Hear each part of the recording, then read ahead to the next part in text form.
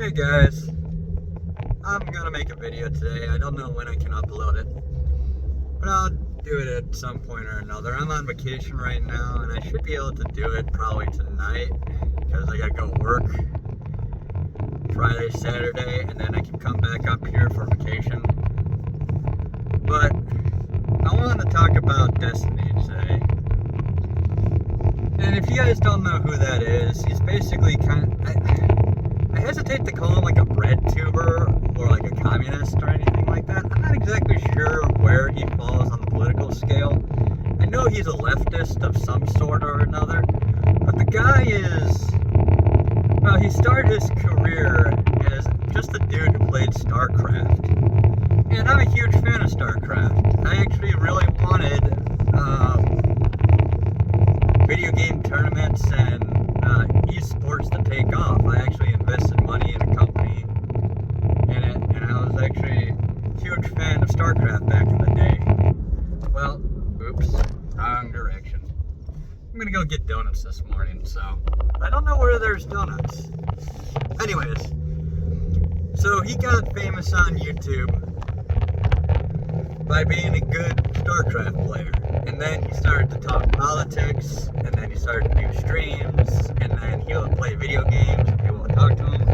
Eventually he got so popular, he got so many views, got so much attention. And then he gets invited on panels and talk to guys like Piers Morgan.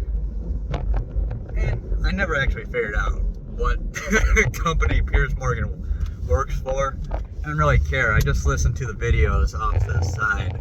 Usually when someone gives commentary on it, like Black Conservatives' perspective. But anyways, Destiny was very open about being a leftist, probably never wanting kids, being in an open marriage with his wife, allowing his wife to sleep around, basically. And if that's you, that's you. I mean, I'm a Catholic myself, and I don't really approve of that kind of thing, but I'm not the one to talk, let's just say that. Never cheated on anybody, I'm just saying that. I've been a bachelor for a while now. Anyways, enough about my personal life and about his personal life. To just give you a little backdrop, this guy's like 36 years old, I want to say. He was born in 1988, in November, from last I looked. I don't know why I remember that. I just saw it like 2 days ago, and it just stuck in my mind for some reason. And after his wife broke up with him, he got a little bit more unhinged, a little bit less understanding. Like, one of the main things that he became famous for is that he would debate any conservative that was willing to talk to him and tried to beat them in the debate. Basically prove that he was right, you know. Well, he seems a lot less understanding nowadays, because he's come out and said some absolutely terrible things about the Trump assassination attempt. One, that like Trump deserves it. Two, that the fire chief that got killed deserved it because he was a fascist who joined a Trump rally, and therefore anyone who ever joins a Trump rally deserves to die. Or that he at least won't be sad about it. He'll make fun of you if you get killed for Trump. For Trump. The dude died because he was protecting his wife and kid from bullets. Jumped in ahead of them. Took a bullet right to the dome. But no, according to Destiny, that makes you a loser. Destiny, the guy whose wife cheated on him. Destiny, whose wife left him for another man because he let her sleep around. Destiny doesn't have a wife and kids, and got famous playing StarCraft. And again, I love StarCraft. I don't mind that an esports guy became famous. I mean, I kind of wanted that kind of stuff to happen. Make esports great. But now, because of dudes like Destiny, like esports athletes, are seen as a bunch of like weird freaks and losers. Like they always have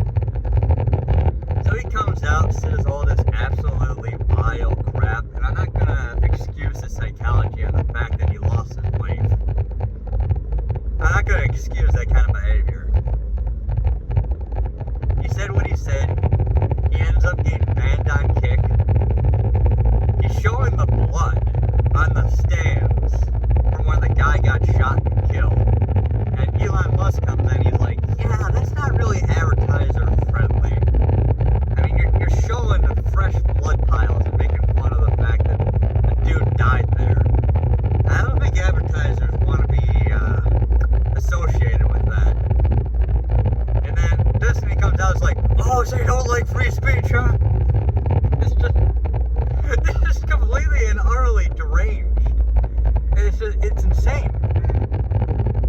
So he goes on Piers Morgan, and Piers Morgan is like, okay, so why are you doing this? And Destiny is like, well, right-wingers are evil, and they were making fun of Paul Pelosi being killed. I don't make fun of Paul Pelosi almost being killed. For Paul Pelosi, I was like, okay, so what's going on? And they never explained what exactly happened, why the dude did what he did, and they tried to say that the guy who attacked Paul Pelosi was right-wing, when the dude was a clear and obvious Green Party member. Like, the dude was environmentalist. Like, he wasn't right-wing, and we knew that. Like, we knew from the Sun that the dude had very left-leaning tendencies, so we were confused why this dude would try to attack Paul Pelosi and attack Nancy Pelosi. And the media covered up the motive and started, like, talking about how this dude is right-wing and a Trump supporter, and because of Trump's rhetoric, Paul Pelosi almost got killed. Now, like, none of that is true. Like, none of that is remotely true. Like, what are you talking about? I'm sure there were some people making vile jokes about Paul Pelosi almost dying, but, I mean, I definitely didn't want it. So, this dude comes out, he's like, okay, conservatives are evil, so people are making fun of Paul, so I'm gonna make fun of conservatives when it happens to them. And from the perspective of Piers Morgan, he came out and said, basically, look, if you're trying to come out on the moral high ground, you have absolutely failed, because you are celebrating the same kind of violence that you supposedly denounce. Like, what makes you better than the people that you claim to hate? In fact, if he could even, and from my perspective, I would ask, like, can you give me, like, an actual, like, it fell over on me. I was looking for donuts, and I just found the donuts. And then you fell over on me. How dare you? Anyways. And it's like, okay, from my perspective, I never made fun of a dude who almost got killed in an unwarranted attack. But you're making fun of a dude who protected his wife and kid when you never will be able to have that luxury. Or, at the very least, you threw away your chance to have a loving family and got dumped. I mean, I'm not gonna blame him entirely for being left by his wife. I guess I shouldn't harp on it as much as I am, but the man clearly doesn't understand parental love.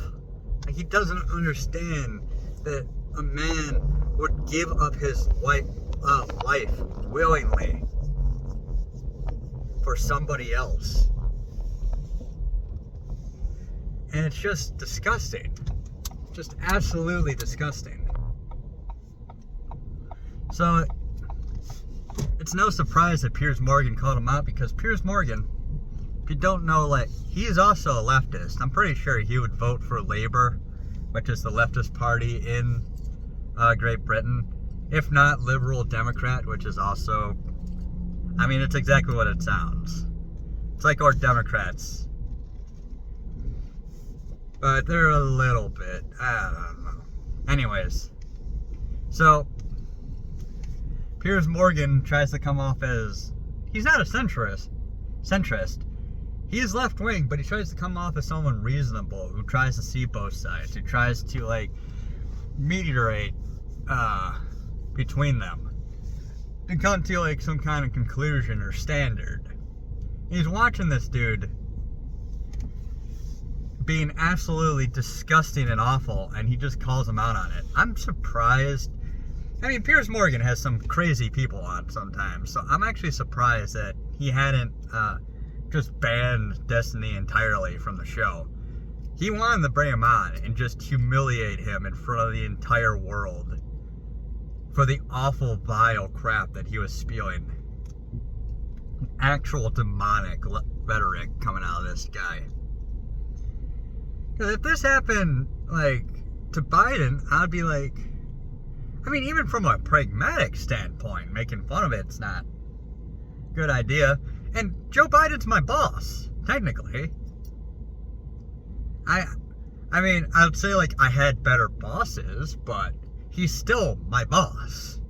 And I still voted for the guy at one point in my life. Now, I think myself as ignorant for having done so, but I voted for him when he was vice president, the first time I was ever allowed to vote. Because at the time, I kind of didn't really pay attention to any YouTubers. I didn't watch the media, but I never heard any controversies from the first Obama administration. So I'm like, well, okay, he wasn't awful, so I don't really like this Romney dude or whoever the hell is running. He seems a little bit... Because even the conservatives hated Romney. So I was like, okay, sure. I guess I'll vote for Obama just because he wasn't controversial. And then I found out all the controversy that happened afterwards that was buried by the media because they didn't want to be seen as racist for criticizing the first black president. Anyways, complete aside, I don't hate Joe Biden. I actually feel sad and sorrowful for what's going on with him right now. And he's, again, kind of my boss, at least part-time. So, like, this dude trying to justify what he had said and what he had done. Talking about Destiny again. It's just, no, man. I'm glad that Piers Morgan called him out. And people are saying it's cancel culture that Destiny is getting his advertisement revenue pulled, and that he got banned off Kick. But if, like, I agree with Arch on this, like, and Romanian TV. I'm gonna pause it for a second, and the light's kind of getting in the eyes here. Oh, what's this? Yeah, so Piers Morgan called him out, and Romanian TV I think it was Romanian TV. Basically said it's like, well, you're showing blood, dude. Of course you're gonna get demonetized. That's not really advertiser friendly. And Arch was saying basically, well, I mean, people have been canceled and getting kicked off platforms for saying worse crap or saying crap like that if you're on the right wing. So when things started to... Thank you. Yep, thank you. So when things started to pendulum back to the right, eventually the right was going to do the same exact thing to the left. And even then, like, it's not like Kick or any of these platforms got suddenly taken over by right-wingers. These are people who are either centrist or just businessmen who listen to the political climate, who thought it would be profitable to act in tandem with the left wing, and eventually realize that, okay, the left wing is falling out of favor, it's time to start working with the right wing to make more money or whatever. And they're the same old centrist people. Not centrist, censorious. That's the word. Censorious people that they were when they worked for the left. So of course they're going to ban people on the left too if they think that it's going to make their platforms more popular or more advertiser friendly. Like, they don't care about politics as much as you think. I mean, a lot of these people do have a political edge to them and a political, like, bias. So they will go after certain people when they'll let their people get away with the same exact crap. That will happen. However, for a lot of these businessmen, they just want to make money and they think that this is the way to do it. So eventually, the censorship may take a downturn, but for now, yeah, you say stuff like Trump deserved to die, or that fire chief deserved to get shot because he dared go to a Trump rally. yeah, that's not going to go over well.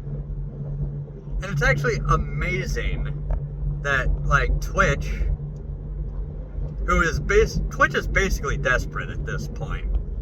I mean, they're going, like, full OnlyFans by now.